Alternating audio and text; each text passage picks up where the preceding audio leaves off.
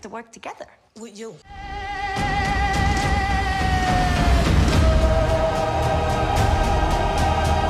Oh, you're that psycho chick. I never call a woman a chick. I'll accept broad, lady, woman, and on occasion, bitch. Bitch? What are you talking What's that about? for me, will you? What's up guys, welcome to my first movie overview type video. Today I'm going to be discussing the movie Birds of Prey and why it completely failed at the box office. With the Blu-ray release of the movie still in its infancy, and with the main factor that killed this movie and its planned sequel still at large, what better time to talk about it than now? So let's jump straight into the video.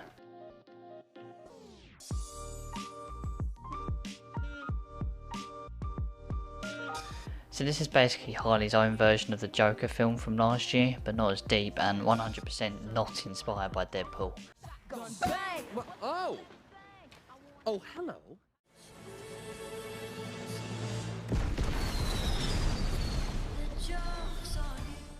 First of all, let's see what critics have to say about the movie. Strip away the language, airbrush out the blood, and you've pretty much got the same movie, only better. A funny, irreverent, extravagant and delightfully violent comic book film that's a blast to witness. Like several of the movies in the DC superhero multiverse, in this case extended multi-universe, whatever you want to call it, Harley Quinn's bad girl empowerment film isn't as good as it thinks it is. Margot Robbie stars as the cosplay favourite Harley Quinn in a movie that plays at provocation but declines to provoke anything like a thought. Well, generally speaking, critics' points of view are pretty mixed, with it being a very 50-50 debate. Many contradict themselves by saying stuff like it's a good film, but then isn't as good as it thinks it is, or declines to provoke anything like a thought. Sure, some refuse to contradict themselves, like Neil Soane's review, but most critics agree that it didn't help itself.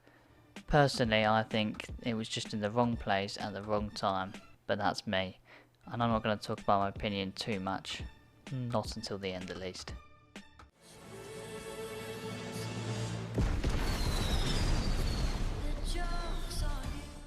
The major issue I'm discussing is the release date, which was quite frankly, utter shit.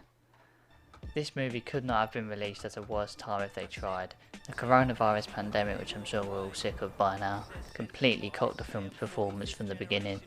The movie's world premiere was in London at BFI IMAX Cinema in Waterloo before the film hit cinemas on February 7th. As this was a fairly private event, it's hard to know exactly what initial thoughts were like, but I believe the premiere was well accepted. It wasn't long before the issue started and the movie fell quicker than the American version of The Inbetweeners. It's like a miniature grown-up but full size. Stop it. When I went to see the movie in mid-February, it was obvious the movie was going to struggle. At the time, China was in full lockdown and other countries around the world, especially in Asia, were starting to feel the effects of the pandemic on business, especially cinemas. Even before lockdown spread all over the world, people were starting to avoid cinemas in general for pretty obvious reasons. I remember walking into a near empty cinema. It was great because cinemas are normally pretty packed places, but the toll it took on the sales of the movie at the time was devastating. Compared to Margot Robbie's last appearance as Harley Quinn, originally Harley Frances Quinzel, not much has changed. She plays the role very well and keeps Harley Quinn's bad girl vibes while also evolving to a post-breakup mindset. Hi, boys. Which is a big change from Suicide Squad, where Harley is still madly in love with the Joker.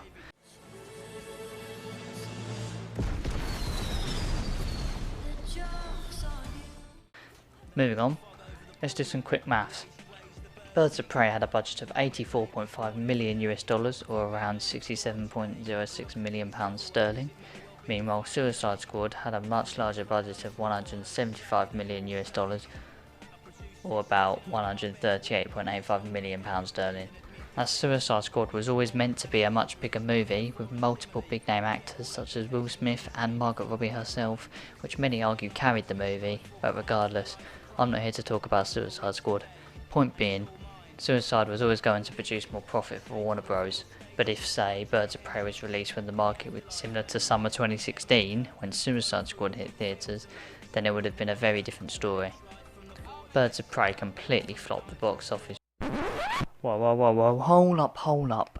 Strictly speaking, it didn't completely flop the box office, but it wasn't great. You know, it didn't do as well as they wanted, but it didn't exactly fail. It was in the middle. Let's say that it was profits. They didn't lose money, but they didn't gain any. It was a very neutral box office. So saying they completely flopped is untrue. I mean, that was my original script, but technically it didn't do well, but you know, it didn't completely flop. So yeah, ranking up $201.9 million US compared to Suicide Squad's $746.8 million US, which, like I said, was always going to make more, but nearly 4 times more.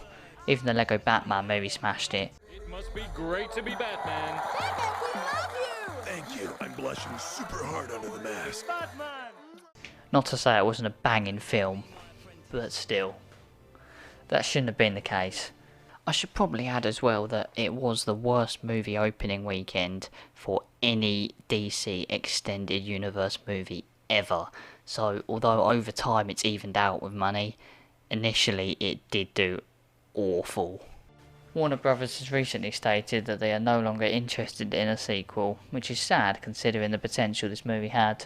Nothing's confirmed, but so many websites have said it, including big ones like Forbes, that they have reportedly said they're no longer interested, and it makes sense considering how it's performed money-wise for the first one, so it's likely it's true. The fact that they even had a sequel in mind shocks me considering initial performance, but it's nice to know it was a thought, just that it's unlikely to take off.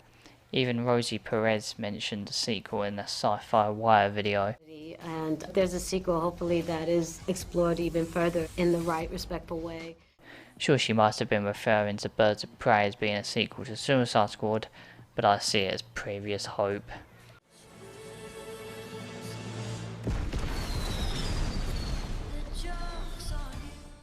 This film has been tossed around way too much, so let's shed some light on the appraisal this movie really deserves. First of all, the exotic use of camera techniques. First of all, the use of Deadpool-esque type camera angles used when Harley speaks to the audience. It was dumb luck, but still, that felt pretty great. Everyone loves that badass pause and stop technique where a character stops mid-scene specifically to talk to the audience. I wouldn't say it's an official technique, but it's bloody brilliant. And the abundant use of medium long shots which really capture the action and adrenaline of a scene, especially during the prison fight scene.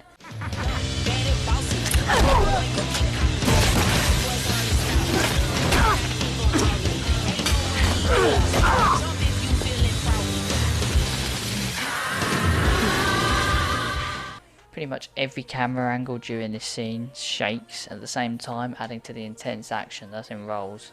Similar techniques are also used when Harley is chasing after Black Mask in his 1955 Rolls-Royce Silver Cloud. Another thing that needs to be discussed is Margot Robbie's incredible ability to do a Chicago/New York style accent. Favorite accent to do? Brooklyn, which is the signature Gotham accent. As an Australian actor, she has a clear Australian accent, but also the amazing ability to change her accent to such an extent that you wouldn't even be able to tell she was Australian. I'm British and this style of accent is my favourite American accent. That's a big thumbs up from me.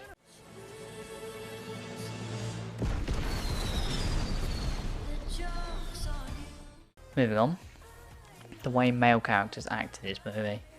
Pretty much all blokes in this movie are bad guys. Don't bother me, but I'm here to talk about this movie in depth, so here we go.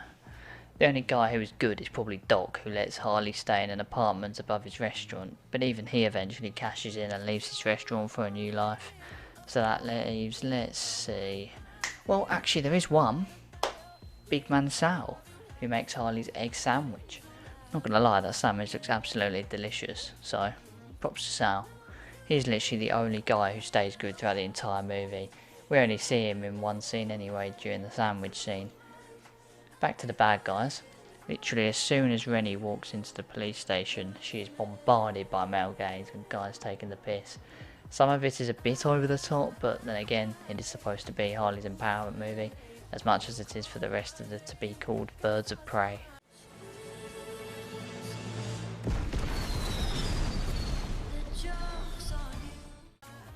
Let's have a look at the comedy aspect this movie has to offer. The booby trap, which is where the final battle with Roman begins. The knife or laxatives decision. Doc not knowing that he cares. who actually cares about me. I do? Yes, you do. The movie isn't bombarded with comedy, but enough to give it a comedic aspect.